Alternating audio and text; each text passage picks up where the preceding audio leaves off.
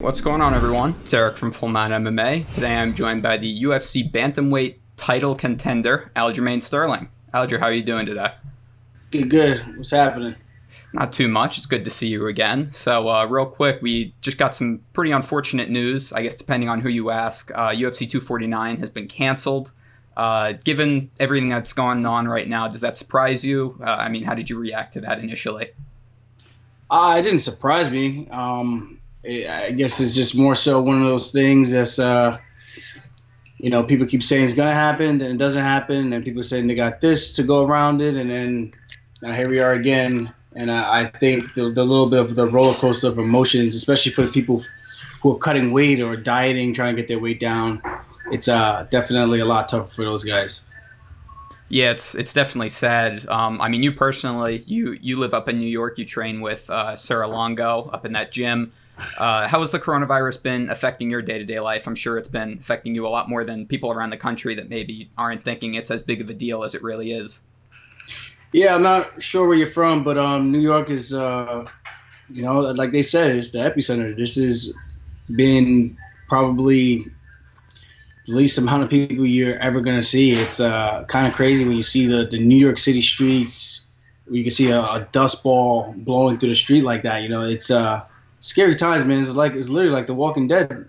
There's everyone's afraid of everybody, and everyone's staying away from everybody. You go to lines, the 6 foot rule. You see lines all the way down the block. Sometimes it's a different era for us, and I don't think people realize how serious it is, especially for the people who live in New York. Just things are a little bit more difficult because they see New York City, they see the 5 boroughs. People live on top of each other in apartment buildings and condos and things like that, and it's close quarters, man. So you could only imagine how fast this thing is spreading. Yeah, for sure. I could completely relate. I just got out of Chicago last week, and it was the same way. I've never seen the city so empty as long as I've been living there. Speaking of all this, you got a little bit of kind of unnecessary hate this past week. You said you weren't going to be a yes man during this health crisis. Obviously, it's even worse for you where you live. Especially with UFC 249 getting canceled today, do you have anything to say to the people that maybe don't understand the situation that where you were coming from, or were criticizing you for not wanting to take a fight during this time? There's not much to say to them. I think they're just really dense in the head. If you can't wrap your head around what's going on out here, then there's something wrong with your brain. For people not to be able to comprehend, this is a different ballgame. If you don't live in New York, there's no way you can even fathom what it's like. And any of the hospitals, you get sick, they just tell you to go home. You can't even get a hospital bed. You can't even go to the doctor. If you think you're sick, they tell you to turn back around and go home and quarantine yourself. That's our treatment right now. So unless you're dying, and even then it's still pretty tough to get into the hospital, you're shit out of luck. So people don't really understand the severity of it out here. It's a whole different animal. People are still kind of living their regular lives in other states. I still see people training at gyms and shit like that. I'm like, how are you guys even allowed to be in the building? It's different. People want to hate on it for me being smart about it. I got multiple things going on. I got a girlfriend who works at the hospital. I'm coming off of a big surgery repair for my wrist, which would have had more time for me trying to do a favor for the UFC, and obviously for myself to take a fight against Frank Yeager in a state that I knew wasn't going to allow me to fight there anytime soon in New York. And I pushed my surgery back, delaying my recovery time. And here I am getting passed up on opportunities again. And I did say the risk has to be worth the reward. And if I'm going to have to quarantine myself and try to get people to jump on board and have to pay people to leave their homes and come stay with me so I can do a 4 or 5 week training camp, it's a whole different thing. I can pull strings and make that happen in terms of having guaranteed money coming in that I could pay those guys for their times and their sacrifice. Other than that, for me to just take a regular fight and get paid at a regular pay scale, the juice isn't worth the squeeze. I'd rather take my time, let my hand heal up a little bit more, and just give my body more time to train and go through a proper training camp. I think anyone within the top 5 or top 10 who are jumping at the bit to fight, I get it. You might be in a little bit of financial struggle. You might have a family. Your circumstance might be different because you live in another state, so I get that. But Other than that, if you got training partners, you could pull it off. More power to you. Other than that, for us New Yorkers, it's a different beast. We can't. It's not. We can't pull this off. You have to leave, or like I said, you have to have a set training camp with your core group of guys who are going to be with you the entire time, living amongst you, so you guys are all doing the right thing and no one's going to get sick. Yeah, of course, that makes a lot of sense. You talked a little bit about your hand just now. How far along is that? How long until you think you're going to be able to, punch full force with it, and until you're comfortable stepping back into the cage with that injury? I think May is an ideal time. I got all of April. I mean, I'm doing my own PT right now because I'm not even going to therapy. Yes, like I said, of course. Crazy is out here. So, I'm doing what I can. I'm swinging hammers. I'm doing some drywall in my basement, in my garage right now to eventually paint it. So I'm learning some new tricks of the trades while I'm on my downtime. And I've been feeling some pain here and there with the hammer and the stuff like that, and the trowel and a little putty knife for the mud. But other than that, I think this is pretty normal. I'm just overusing it, and I think it's going to strengthen the muscles that are pretty weak still. And like I said, I think through April, the end of April, I think I could be ready for May to really put together a nice training camp, and hopefully we can get to our normal lives again.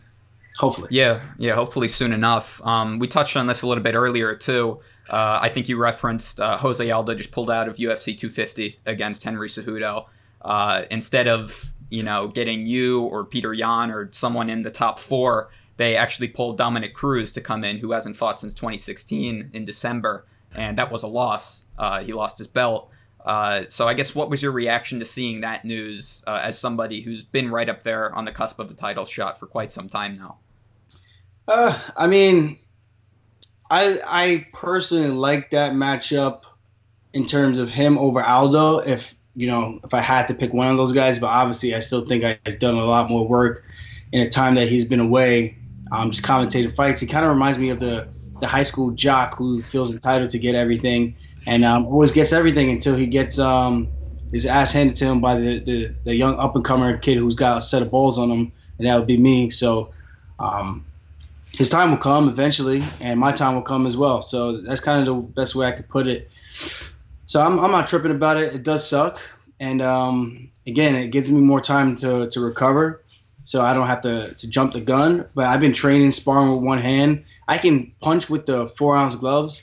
It just comes down to the boxing gloves. That's a little bit harder because I can't make a tight fist. But everything else I'm pretty much able to do as normal. So I'm just kind of biding my time. If Cruz gets a shot, I'd rather that than a guy who's on a 2-fight win streak and 2-4 in his last 6 fights. That makes a lot of sense. Who do you like in that fight stylistically, Dom versus Henry Cejudo? The bigger guy, Dominick Cruz, the much bigger man. And Cejudo's explosive. He's strong, but I think Cruz's footwork, if he doesn't fight like a emotional idiot like he did against Cody Garbrandt and start chasing the guy around when his entire game and his entire career has been Counter-Strike, I think he wins that all day long. Henry's got to make up for the ground and try to get inside. And I think he's going to have a very difficult time doing that against the reach. I mean, what's he going to throw? Overhand rights? He's going to have to jump into it. You know what I mean? It's a joke of – I don't want to call it a joke of a fight. Like I said, Henry's a serious competitor. He's going to figure out a way to get in there, but that's a tall order to fill, pun intended. Well, speaking of that, rumors emerged a couple weeks ago of you possibly fighting Corey Sandhagen. It was kind of weird time for those rumors to come out given the circumstances with the coronavirus and everything, and obviously those turned out to be untrue. But given everything that's happening in your division right now, are you thinking that that's still your next move? I have no idea what's my next move. I don't know what the UFC is going to want to do, and the UFC needs to put a cap on their mole. So someone's in there constantly leaking information. I've spoken about Cruz. I've spoken about Frankie Edgar. I've spoken about Sandhagen, and even Cejudo. So I don't know if that's the fight that the mole has been. I don't know. The mole was hearing that from the inside of their network. It is a fight that we've definitely talked about, but nothing that was like, this is the fight that's going to happen. So I just don't get how anyone's coming out saying like this is a fight that's for sure going to happen until we know what's going to happen with this whole thing. So That's kind of where I'm at. If Cody Sandhagen's the next guy signed down the line, then I'm gonna have to beat his ass, and simple as that. You know, he's the guy in front of me, he's the guy in my way, and if it's got to be him, then it's either him or me. Yeah, that makes sense. The one fight that still seems to at least have some, truth to it, Marlon Moraes versus Peter Yan. I'm pretty sure I haven't heard anything that's not going to happen yet. That still seems to be the next matchup for those two fighters. As someone part of this kind of weird round robin they have going on with these top four, who do you think is going to win that fight between Moraes and Yan? Honestly, if Marlon fights the way he fought against Jose Aldo, I could see him winning that fight, using a lot of footwork and trying to save his gas tank. But I don't know if that gas tank is going to survive 5 rounds with pressure of Peter Yan. That's why I want to fight a guy like Yan, because I think for myself, my style, my Matador style, crushes his offensive output, and him just walking forward. I think I take him down, put him on his butt, counter him all day, and I got the cardio to outlast him, and outlast him and put his ass away, get on his back and choke that motherfucker out. But I don't know who's gonna win that one. I think I could see Jan winning in the later rounds, and I could see Marlon knocking him out early in the fight. So it really just depends on who can impose their will first. Yeah, and hopefully that fight still happens. There's so much uncertainty happening right now in the UFC. Those are all the questions I have today. Is there anyone you want to shout out, maybe a sponsor, a teammate, just a message you want to put out to the UFC fans before we wrap it up? I mean, the main thing I want to say is that, kudos to Dana White, obviously, for trying his hardest to get the fight out there. But unfortunately, I think Disney and the ESPN executives made the right decision telling him to kind of stand down on it and pull the plug.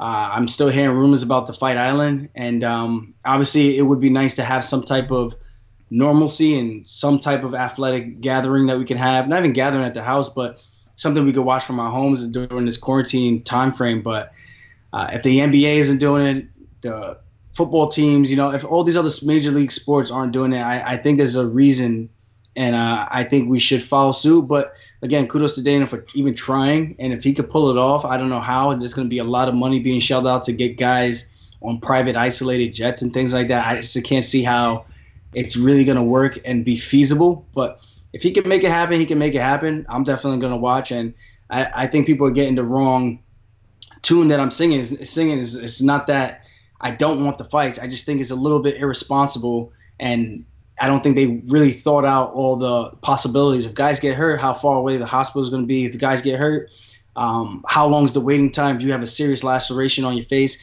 There's a lot of things. If you're concussed, a major knockout. I got knocked the fuck out by Marlon, and you see that. I remember going to the hospital, and it took me forever to get a CAT scan, a couple of hours. So I can only imagine what it's going to be like with this coronavirus stuff, the backup of the lines for people to come in and get a CAT scan. So there's a lot of things that I think they need to work out, and if they dot their I's and cross their T's, maybe they could pull it off in a safe way. But from where I'm sitting, I think it's nearly impossible. But Dana's pulled off some crazy shit, so we'll see.